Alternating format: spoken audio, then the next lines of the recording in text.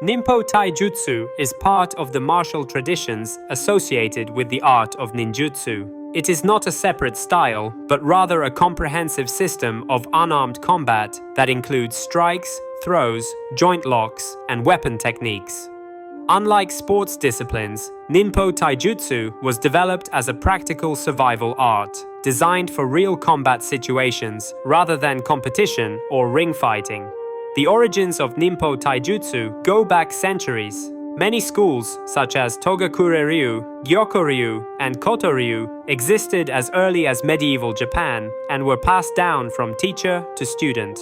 One of the most well-known modern figures in this tradition is Masaaki Hatsumi, a student of Toshitsugu Takamatsu, who played a key role in the 20th century in popularizing traditional ninjutsu and its associated martial schools. In terms of techniques, Ninpo Taijutsu incorporates elements from various Japanese martial traditions. It includes hand and foot strikes, but these are not based on sports biomechanics. The focus is on conserving movement, maintaining balance, and using the opponent's momentum. Joint locks and throws may resemble jujutsu, but their goal is not just control, but also quick escapes from dangerous situations. The system also heavily utilizes weapons training, particularly with traditional Japanese swords, knives, and chains. One of the principles characteristic of Ninpo Taijutsu is the strategy of evasion and angle manipulation. Unlike some more rigid systems that emphasize blocking and meeting force with force, this system prioritizes adaptation to the opponent's movements, using soft and fluid trajectories, and applying unexpected offensive and defensive maneuvers. The idea is not to meet aggression head-on, but to use redirection, distance control, and deceptive footwork to neutralize threats. This aspect is particularly noticeable when analyzing the training drills, where students learn to adjust their positioning rather than engage in static defensive postures.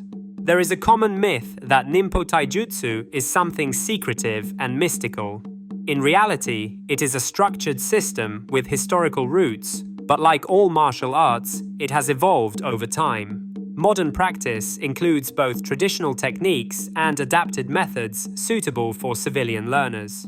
The historical ninja clans did not rely solely on unarmed combat, as their primary focus was intelligence gathering, survival tactics, and unconventional warfare.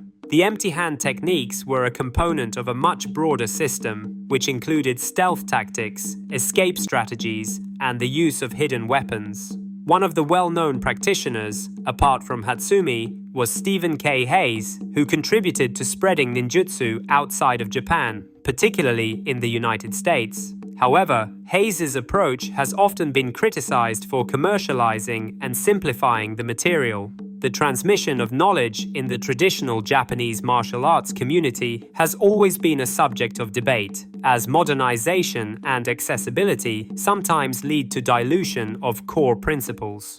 In the case of Ninpo Taijutsu, some argue that the modern interpretations have deviated significantly from the historical applications, especially in the context of self-defense training.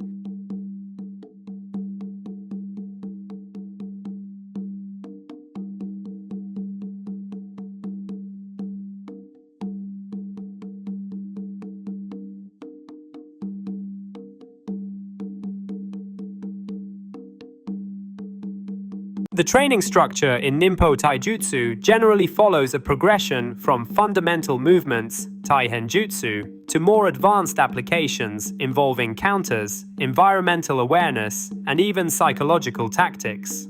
Taihenjutsu refers to the art of body movement, including rolling, break-falling, and dodging, which are essential skills for navigating both combat and hazardous environments. Proper ukemi, breakfall techniques, is emphasized early in training, ensuring that practitioners can recover from takedowns and maintain mobility. These rolling and falling techniques distinguish Ninpo Taijutsu from many other martial arts that focus primarily on striking or grappling.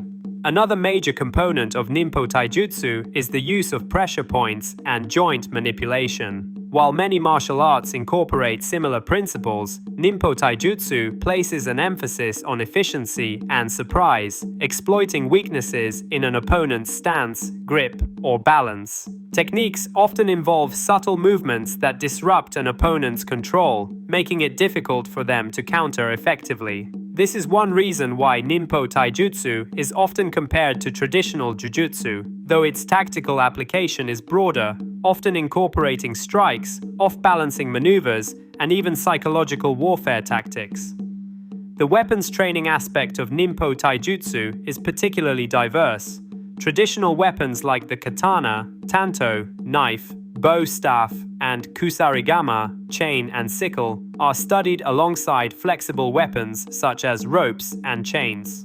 The philosophy behind this training is that a practitioner should be able to adapt to any object as a potential weapon.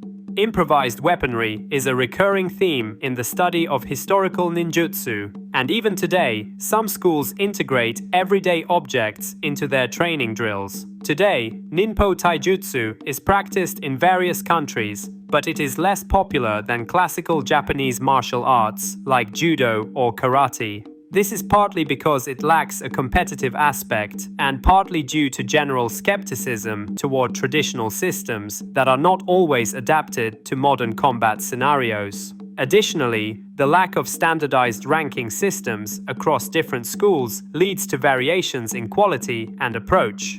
Some instructors emphasize traditional kata forms, while others focus more on practical sparring and application drills. Thus, Ninpo Taijutsu remains a niche discipline, interesting from both historical and technical perspectives. It combines traditional fighting methods, strategy, and philosophy, but it is not a universal solution for all situations. Rather, it is a tool that can be useful in specific contexts when studied with an understanding of its strengths and limitations.